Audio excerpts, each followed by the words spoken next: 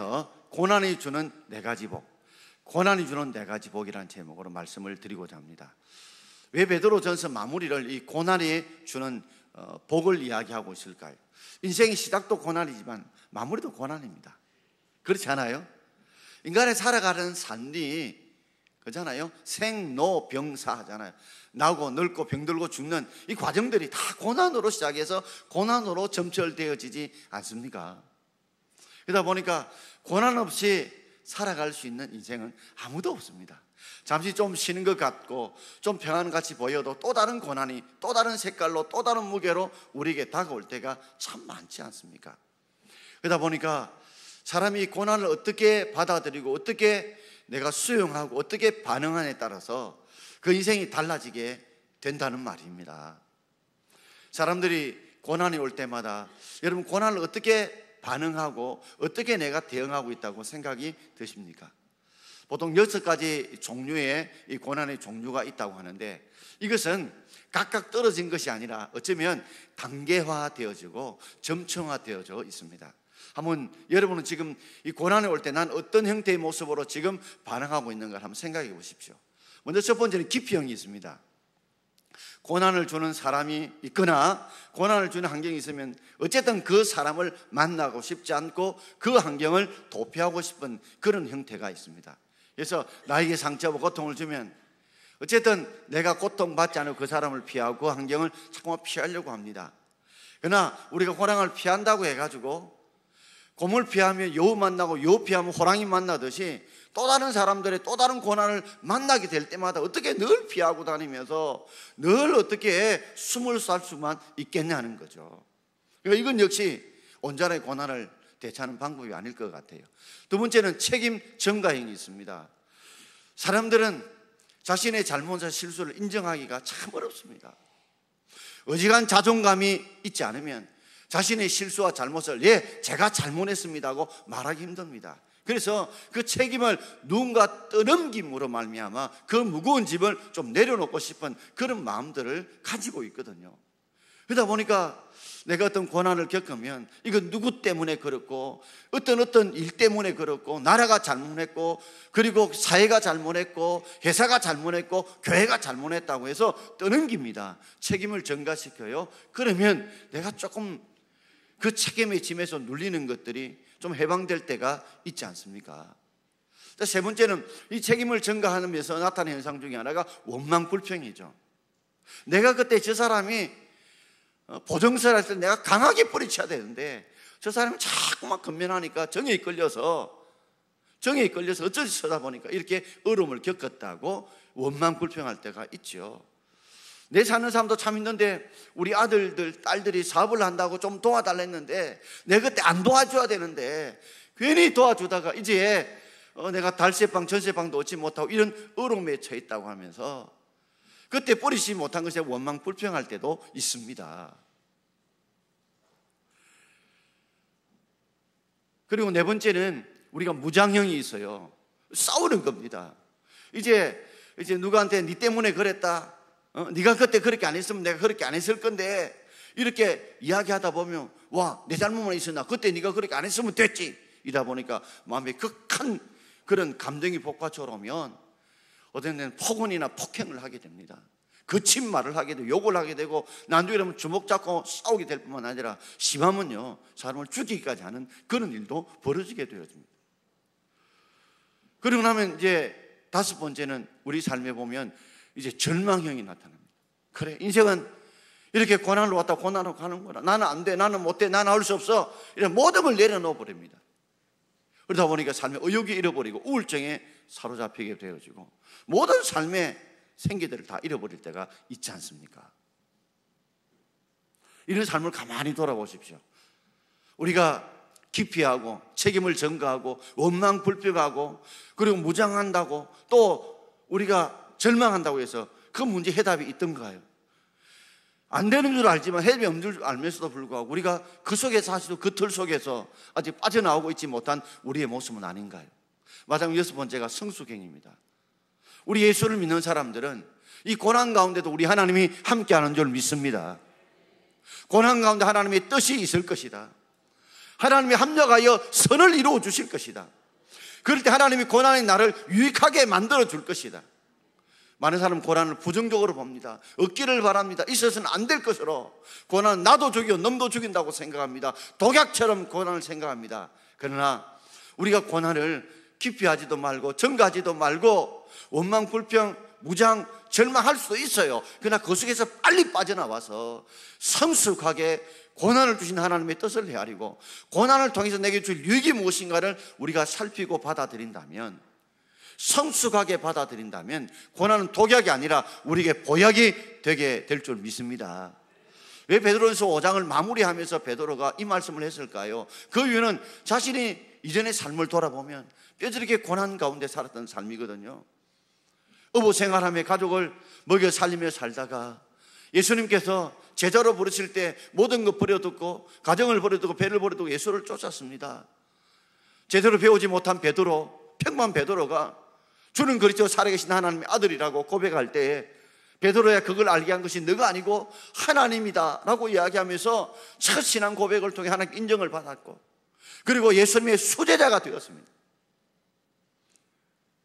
그런데 자신이 누구보다도 예수를 잘 믿고 예수에 충성한다고 했던 이 베드로, 그때 예수님께서 너가 나를 3번 부인할 것이다, 오늘 밤 닭 2번 울기 전에 너가 나를 3번 부인할 것 했을 때도 나는 절대로 주님을 부인하지 않겠다, 떠나지 않겠다고 호언장담했던 베드로. 그러다가 그는 실패하고 말았습니다. 넘어지고 말았습니다. 자빠지고 말았어요. 결국에는 그는 다시 고향으로 돌아가서 어부 생활을 하게 됩니다. 그때 부활하신 주님이 찾아오셨습니다. 찾아오셔서 그에게 다시 한 번 더 너가 나를 사랑하느냐 물으셨을 때 베드로가 이전 같으면 내가 주님 사랑합니다 이렇게 혼장남할 건데, 이전에 실패한 것 때문에 자신의 연약함을 알고 그가 뭐라고 고백합니까? 주가 아십니다. 내가 주님을 사랑하신 거 주님이 아십니다 하면서 겸손했던 베드로. 그러면서 마가다락방 120명을 모아놓고 이 베드로가 아마 기도회를 인도했던가 봐요. 이전에 시험에 들지 않게 깨어 기도 안 해도 내가 기도 안 해도 내가 마귀의 시험에 들지 않을 것이라고 장담했던 베드로. 그러나 120명의 사도들과 함께 정말 뜨겁게 간절히 기도할 때에 위로부터 주시는 성령 하나님의 능력을 받고 은혜를 받고, 그럴 때에 그 고난을 통해서 그가 기도의 사람, 하나님의 사람, 성령의 사람이 될 때에 복음 전할 때 3,000명이 돌아오고 5,000명이 돌아오는 역사들을 경험하게 되지 않았습니까? 바로 고난이 주는 유익이 있다는 것을 알고 이제 마무리해서 이 부분을 언급하고 있는 겁니다. 인생의 시작도, 인생의 마무리도, 우리 과정도 다 고난이 있습니다. 고난을 어떻게 우리가 받아들이고 어떻게 헤쳐나가고 대처하냐에 따라서 인생의 색깔들이 달라지고, 그것이 독약이 되든지 보약이 되든지 달라질 수 있다는 것이죠. 오늘 2가지로 말씀을 드리고자 합니다. 자, 첫 번째 제목을 함께 읽겠습니다. 고난의 기간과 영광의 기간은 비교하여 말씀하고 있습니다. 베드로서 5장 10절, 우리 전반절을 함께 읽겠습니다. 모든 은혜의 하나님 곧 그리스도 안에서 너희를 부르사 자기의 영원한 영광에 들어가게 하신 이가 잠깐 고난받는 너희를. 아멘.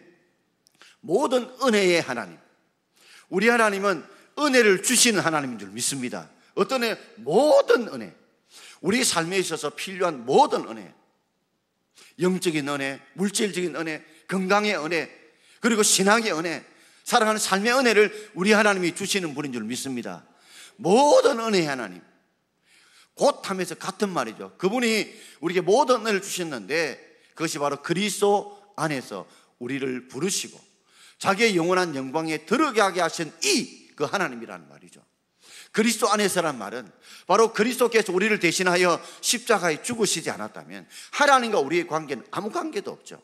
그러나 우리가 예수를 구주로 믿게 되어지고 그분이 우리를 대신해 십자가에 죽으신 그 은혜 때문에 하나님이 우리를 불러서 하나님 백성 삼아 주신 줄 믿습니다. 사랑받을 만한 자격도 없는 우리들, 하나님에게 쓰임받을 수 없는 우리들을 하나님이 그저 사랑하셔서 독생성자를 이 땅에 인간의 몸을 입으시고 우리의 죄를 대신 짊어지시고 십자가에 죽으심으로 말미암아 우리를 하나님의 자녀로 불러주셨습니다. 그 불러주신 우리 하나님께서 자기의 영원한 영광에 들어가게 하십니다. 이 삶에도 하나님 복을 주시지만 영원한 영광의 이 천국으로 하나님 영원한 영생의 삶으로 우리를 인도해 주실 줄 믿습니다.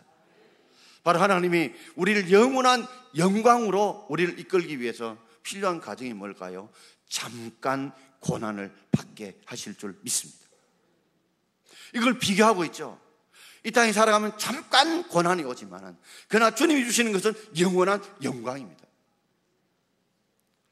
여러분, 만약에 영광만 받으려고 한다면, 비유를 한다면 늘 가을 날씨, 봄 날씨처럼 비도 오지 않고 따뜻하고 이렇다면 어떻게 바뀔까요? 어떻게 바뀔까요? 그럼 사막으로 바뀔 겁니다. 늘 봄처럼 가을처럼 화창한 날씨만 있다면, 비 내리지 않으면 이 사막으로 바뀔 거예요. 비가 내리면 어떻게 나무들이 성장하고, 어떻게 비가 내리지 않으면 저 바닷가에 또 우리 짐승들이 어떻게 성장하고 생존할 수 있겠습니까? 겨울이 없으면 늘 봄만, 그리고 가을만 있으면 좋을 것 같죠. 추운 날이 있고 그리고 더운 날이 있기 때문에 곡식들도 자라고 꽃들도 피고 단풍도 아름답게 연걸어 가는 것입니다. 우리가 생각할 때 나는 고난이 많아, 힘든 일이 많아. 예, 그렇죠. 한번 돌아봐요. 여러분, 건강할 때가 더 많았잖아요. 이제 연세가 드니까 병들도 생기고 아픈 것도 생기지, 그 전을 돌아보면 뭐 3, 40년, 50년 살아보면 그때는 그래도 건강했잖아요. 그건 다 잊어버리고 지금 힘들고 아픈 것만 생각하고 있지는 않습니까? 우리 삶에도 화창하고 맑은 날도 있지만 어떤 때는 여름은 비바람이 불고 태풍이 불고 포가 치고 이런 날도 있죠. 그렇게 있어야 이 바다에 정화를 시키고 그게 생기를 불어넣고 그게 산소가 공급되어야 제대로 이 바다 짐승들 살 수 있지 않겠습니까? 사람들은 어떻게 바다를 뒤져올 수 있겠나요? 다 하나님이 필요해서 주신 것인 줄 믿습니다. 그 고난이 잠깐이라는 거죠. 그런데 길게 느껴질 뿐입니다. 길게 느껴질 뿐이에요. 어떤 분들이 그래요. 야구는 9회 말까지 하면 어떤 데는 3시간씩 4시간씩 하는데도 지겹질 않대요. 근데 설교는 30번 넘어가면 줄이를 트는 분이에요. 그거는 느낌상이지 그 야구 경기에 비하면 길지 않거든요. 우리는 하기 싫은 거, 힘든 거는 길게 느껴지고 힘들게 느껴지고, 좋은 것은 금방 가버렸네, 훅 하고 가버렸네, 이렇게 생각이 들 뿐입니다. 분명히 하나님은 우리에게 잠깐을 고난을 주시지만 반드시 모든 은혜 하나님은 우리에게 영원한 영광을 주실 것을 믿는 저와 여러분 되기를 주의 이름으로 축원드립니다. 자, 두 번째 마지막 제목을 우리 함께 읽어보겠습니다. 그러면서 고난이 주는 복을 4가지로 말씀하고 있습니다. 자, 우리 10절 말씀 전체를 한번 읽어보겠습니다. 모든 은혜의 하나님 곧 그리스도 안에서 너희를 부르사 자기의 영원한 영광에 들어가신 이가 잠깐 고난을 당한 너희를 친히 온전하게 하시고 굳건하게 하시며 강하게 하시며 더욱 견고하게 하시리라. 아멘. 우리 모든 은혜 하나님이 잠깐 고난을 주셨는데 그걸 통해 우리에게 영원한 영광을 주십니다. 영광을 주시는데 영광을 주시는 그 영광 복이 뭐냐? 뭐 하게 하시며 뭐 하게 하시며 뭐 하게 하시며 뭐 하게 하시리라. 하나님이 이렇게 하게 하신다는 거죠. 이 고난을 통해서 우리에게 이렇게 유익되게 복되게 하게 하신다는 거죠. 누가요? 모든 은혜 하나님이 4가지를 친히 뭐라고요? 온전하게 하시고, 그 다음에요 굳건하게 하시고, 그 다음에요 강하게 하시고요, 그 다음에 더욱 털을 견고하게 하십니다. 자, 이 4가지 복을 하나하나 생각해 보려고 합니다. 자, 먼저 첫 번째, 친히 온전하게 하시고, 친히 직접 하나님 온전하게 하신다는 그물을 다시 깁는다는 뜻이에요. 바꿔 말하자면 우리 인생은, 하나님께 구원받은 우리 인생은 원래 찢어진 그물들이었습니다. 그래서 우리가 열심히 노력했는데도 불구하고 애쓰고 수고했는데도 불구하고 어느 날 고기가 많이 잡힐 줄 알았는데 그 찢어진 그물 속으로 고기가 다 빠져나오고 말았어요. 바로 이 찢어진 그물이라는 말이 우리에게 아직도 다듬어지지 못한 인격들, 그물들, 죄악들, 이런 것들을 말하죠. 그런데 하나님께서 우리의 허물과 죄악들, 아주 다듬어진 인격들을 다듬게 하기 위해서 뭘 사용하시나요? 고난을 통해서 우리의 찢어진 그물을 다시 기워가시는데, 이 고난이라고 하는 바늘과 실을 통해서 하나님이 우리 찢어진 그물 같은 우리를 친히 온전하게 만들어 주실 줄 믿습니다. 우리의 삶은요, 찢어진 그물과 같다고. 우리 인생은, 우리의 인격은 찢어진 그물 같아서 늘 공사 중입니다. 미완성입니다. 그래서 공사 중 불편을 끼쳐들어서 늘 죄송한 것이 우리의 삶이에요. 보면 우리 스스로, 우리 남편과 아내, 자식들과의 관계, 주위 성도 보면 여러분 늘 그들에게 평안만 주시고 즐거움만 주시나요? 상처 주고 고통도 주지 않습니까? 다 왜요? 우리가 다 찢어진 그물 같은 인생들입니다. 근데 하나님이 이 찢어진 그물을 깁는 방법이 바로 고난을 통해서 우리 허물을 다듬으시고, 우리 인격을 다듬으시고, 우리의 말과 행동을 다듬으시고, 우리의 생각을 다듬으시고, 우리의 신앙을 다듬고 성장하고 성숙하고 변화시켜 가시는 줄 믿습니다. 베드로 이전에는 범죄했던 베드로, 자신만만했던, 허물 많았던 베드로, 그러나 그가 찢은 그물 같은 그 인생을 주님 다시 부르시고 하나님의 사람으로 기도하게 만드시고 성령 하나님의 은혜와 능력을 위로부터 덧입을 때 그 인생이 찢은 그물이 아니라 그를 통해서 1명이 3,000명이 돌아오고 5,000명이 돌아오는 그런 역사 은혜를 하나님이 주신 줄 믿습니다. 여러분 삶을 한번 곰곰이 돌아보세요. 하나님, 왜 나는 하는 일마다 이렇게 힘들고 어렵게 만드나요?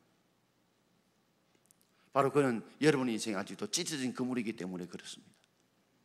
하나님이 이 고난을 주신 이유도 이 찢어진 걸 키워서 그 안에 고기들이 온전하게 잡히도록, 복이 그 속에 들어가도록 만드는 것이거든요. 어느 집사님 한 분이 계셨어요. 나름대로 돈도 잘 벌이고 사업도 잘 되었습니다. 그러다가 어떤 믿는 사람에게 사기를 당해가지고 정말 쫄딱 망했어요.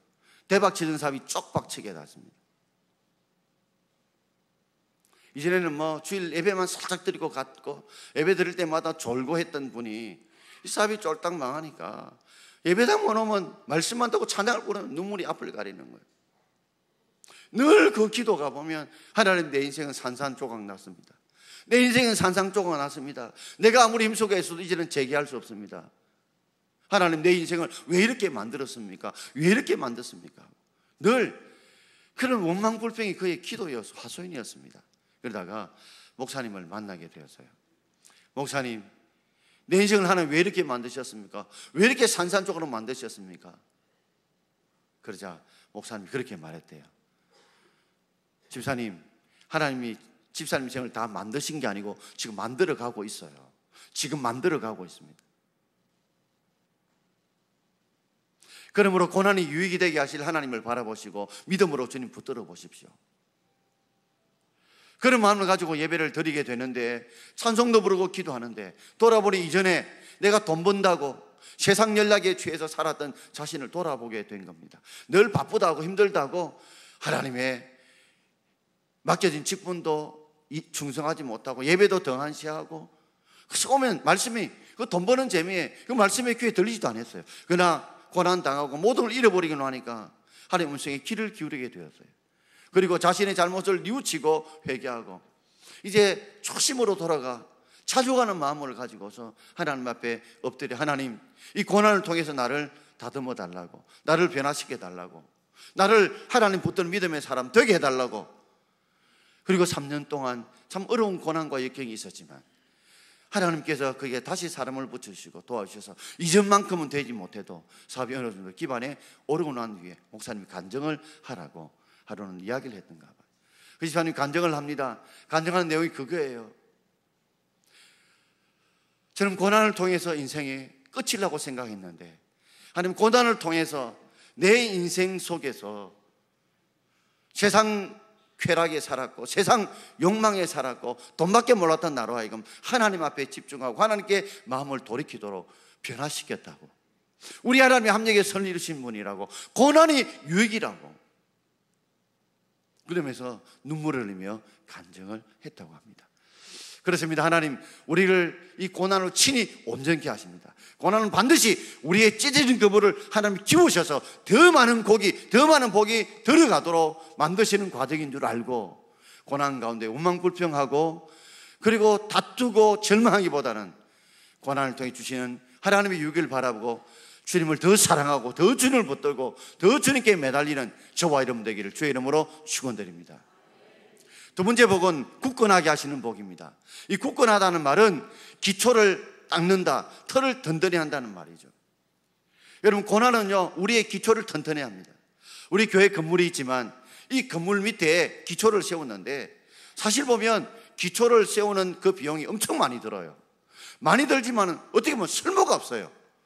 우리 건물 밑에, 지하 밑에 건물 기초를 세울 때에 그게 큰 철근도 박았고 세멘트도 많이 부었지만 그 우리 공간 하나도 이용하지 못합니다. 하나도 이용하지 못해요. 마치 돈만 쏟아부은 것 같아요. 그러나 그 보이지 않는 기초가 튼튼하게 세워졌기 때문에 여기에 건물들이 세워지게 되고 여러 사람들이 움직이고 활동해도 건물이 끄떡없이 경과했던 이유는 바로 기초가 튼튼하게 세워졌기 때문에 그렇습니다. 그 기초는 아무것도 아닌 게 보차도 그 기초 때문에 이 건물들이 온전하게 세워져서 우리가 마음껏 활동하고 예배드릴 수 있는 공간이 만들어진 것과 똑같다는 말이에요. 그렇습니다.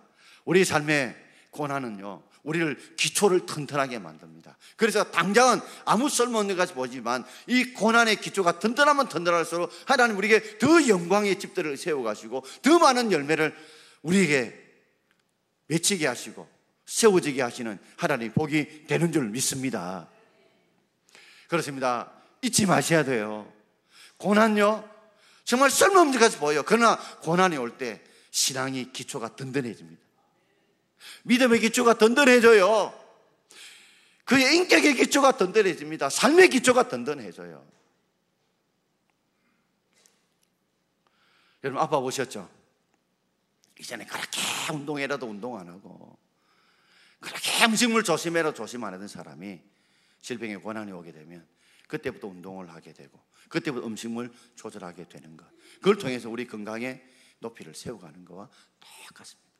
하나님 우리의 고난 주신 이유도 바로 우리 기초를 든든하게 하시는데, 이 기초를 든다는 이유에 더 큰 하나님의 집들을, 하나님 은혜와 복을 세워주기 위해 주신 줄 알고 이 고난 속에 기쁨으로 수용하는 저와 여러분 되기를 주의 이름으로 축원합니다. 자, 세 번째, 고난을 통해 우리를 강하게 하나님 만드십니다. 이 강하게 하는 말은 행동 그 태세를 갖추도록 자신감을 주신다는 말이죠. 여러분, 고난을 겪어보시게 되면 삶에 이런저런 고난이 와도 뭐 그 정도쯤 이사고 견디는 힘과 자신감이 생기지 않던가요? 우리가 살아가는 삶을 가만히 봐요. 어릴 때 좀 고생을 하고 고난을 겪고 물질적인 고난, 질병적인 고난, 사람의 고난, 여러 가지 환경의 어려움을, 고난을 겪어보십시오. 그런 사람들 보면 뭐가 생겨요? 어떤 고난이 닥쳐와도요, 마치 굳은 살처럼 뭔가 찔러도 버티고 견디는 힘들이 생기죠. 자신감이 생깁니다, 여러분. 제가 이번에 총회 갔더니 제 친구 목사님이 하남에서 아주 큰 교회를 하고 있어요. 대구 신학을 나와서 대구 분이거든요. 그래서 동창회 모임을 저녁에 함께 모였어요. 그래서 제 얼굴을 딱 보더니 하는 말이, 송 목사님은 대구에서 목회하는 얼굴이 아니라는 거죠. 그래서 내가, 아니 뭐 대구에서 목회하는 얼굴이 있고 안 하는 얼굴이 있나 하니까, 대구에서 목회하면 이런 얼굴 색깔이 나올 수가 없다는 거예요. 어떻게 25년을 목회해도 얼굴에 별로 고생한 티가 안 났냐고 이래 이야기를 하더라고. 제가 그랬죠. 하나 말고 둘은 모른다. 내가 인생의 전반기, 목회의 전반기 얼마나 힘들었는지 니 아나? 이전에 그렇게 간절히 기도하는 기도파도 아니었습니다. 근데 목회가 힘들고 어려워지니까, 내 힘으로 안 되니까 하나님이 도움이 없이는 안 된다 알고 기도하게 되고, 하나님을 의지하고 붙들게 되고, 아무리 인간의 미사역으로 좋은 예화를 가지고 해도 정말 성경 말씀을 통해 온전하게 전하지 않으면 하나님 역사하지 않는다 알고 성경을 연구하고 파게 되고, 이 모든 것이 다 고난을 통해서 오다 보니 좀 힘든 고난이 있더라도 버틸 힘들이 생기다는 거예요. 목회는 기초가 튼튼해야 되는데 그 기초가 고난을 통해 오더라는 거죠. 그렇습니다, 여러분. 기초를 하나님이 세우고 나면 반드시 하나님 높은 은혜의 복을, 은혜의 집을 여러분 세워줄 줄 믿는 여러분 되기를 주의 이름으로 축원합니다. 자신감이 생겨. 하나님 그때도 견디게 하시는데 지금도 견디게 하실 거야. 종종 어떤 분들이 그럽니다. 저 목사님, 저 되게 이제 아파트가 들어선다고 사람들이 다 이사 가버리는데 그러면 교회에 올 사람들이 없어지는 거 아닙니까? 제가 이웃교회 목사님 한 분이 그러대요. 뭐 그 교회나 우리 교회나 별 차이 있는데 어떻게 교회 새 가족이 등록을 하느냐고. 여러분, 주에 지금 아파트가 들어서기 위해 사람들이 나가면 이거 정등한다고 해서 몇 년은 어려울 겁니다.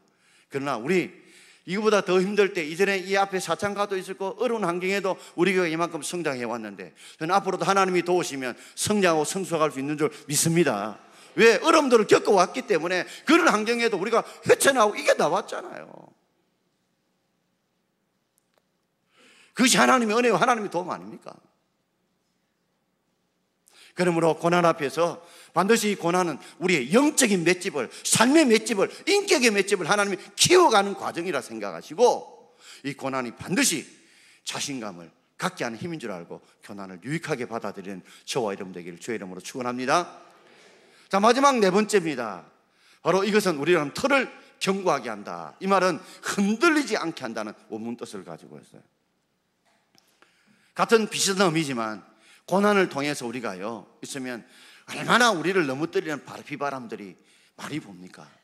그러나 우리가 고난은요 우리를 흔들리지 않게 만들어요. 마태복음 7장에 보면 모래 위에 세운 집이 있고 반석 위에 세운 집이 있어요. 보면 모래 위에 집을 세우면요 돈도 적게 들고 편해요. 그러나 반석 위에 세우려면 기초도 파야 되고 돈도 많이 들고 시간도 많이 걸려요. 그런데 문제는 어디에 있습니까? 비바람이, 창수가 집에 부딪혀요. 부딪히게 되면 모래 위의 집은 자빠지고 넘어집니다. 그러나 반석 위에 세운 집은 창수와 비바람 끝들하게 버티게 되는 거죠. 흔들리지 않게 된다는 거죠. 여러분, 고난이 오게 되면 늘 하나님의 말씀을 듣는 자의 삶이 뭐로 바뀐 줄 아세요? 그 말씀을 듣고 행하는, 순종하는 삶으로 바뀌게 돼 있어요.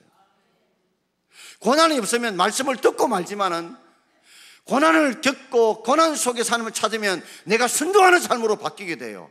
내 인생에 모래 위에 집을 세운 자가 아니라 반석 위에 집을 세운 자로 변화되기 때문에 우리가 흔들리지 않도록 하나님이 붙잡아 주실 줄 믿습니다. 고난이 오게 되면 하나님을 더 의지합니다. 더 붙듭니다. 그러니 흔들리지 않도록 주님이 붙잡아 주시는 것이죠. 오뚜기를 가만히 보세요. 오뚜기가 이리 맞고 저리 맞아도 제자리에 돌아서는 힘은 딱 하나입니다. 그 오뚜기 아니에요? 무거운 셋주가 붙들고 있기 때문이에요. 그런데 문제는 셋주가요 오뚜기 바닥과 분리되어 있으면 아무리 셋주가 있어도요 제자리에 돌아오지 않아요. 그러나 셋주가 바닥과 딱 붙어 있으면 바로 그 셋주에 붙어 있는 힘 때문에 오뚜기가 제자리에 돌아오는 것처럼 붙어 있다는 말은 말씀을 듣고 행한다는 거죠. 우리 삶이 행하는 삶이 되게 되면 결국에는 우리의 삶이 흔들리지 않도록 주님이 붙잡아 주시니까 우리의 삶이 복이 되고 유익이 될 줄 믿습니다. 자, 마지막 11절을 우리 한번 읽어보겠습니다. 자, 11절입니다. 권능이 세세무궁하도록 그에게 있을지어다. 할렐루야. 우리의 고난을 버틸 수 있는 힘도 하나님의 권능이 하나님께 있는 줄 믿습니다. 영원 무궁하도록 세세무궁하도록 그에게 있다는 거죠. 어떤 권세와 능력요, 바로 고난을 버티고 견딜 수 있는 그 길, 그 지혜, 그 능력이 하나님께 있습니다. 말씀을 마치고자 합니다. 우리 삶을 한번 돌아보십시오. 고난 앞에서 우리가 어떻게 반응하느냐에 따라서 인생이 달라집니다. 고난 없는 사람 아무도 없습니다. 기피하지 마십시오. 책임전가도 하지 말고 원망 불평도 하지 말고 싸우려고 하지 마십시오. 절망도 하지 마시고 성숙하게 받아들이십시오. 고난 가운데 하나님의 뜻이 있다, 고난을 통해 하나님이 내게 주실 유익이 있다고 생각하시고 성숙하게 받아들이십시오. 잠깐 고난입니다. 영원한 영광을 하나님 주실 것입니다. 그러므로 우리가 하나님의 고난을 우리가 받을 때 하나님 의지하고 붙들고 살아가면 우리 하나님 친히 우리를 온전하게 찌든 그물을 깊게 만들어 주실 것이고 우리를 굳건하게 해 주실 것입니다. 우리를 굳건하게 해 주실 거예요. 그래서 우리로 하여금 그 삶의 힘들고 어려운 상황에 틀을 견고하게 만들어 주시고 또 우리를 어떻게 해요? 강하게 자신감을 가지고 버틸 힘을 주시고 그리고 우리를 틀을 견고하게 우리가 흔들리지 않도록 말씀대로 살 수 있도록 하나님이 이루어 주실 줄 믿습니다. 이 모든 것이 권능이 세세무궁토록 그에게 있습니다. 그분께서 주시는 그 힘을 통해서 우리 고난을 이겨낼 때 하나님이 주시는 그 복을 받아 누리는 저와 여러분 되기를 주의 이름으로 축원드립니다. 아멘. 기도하겠습니다.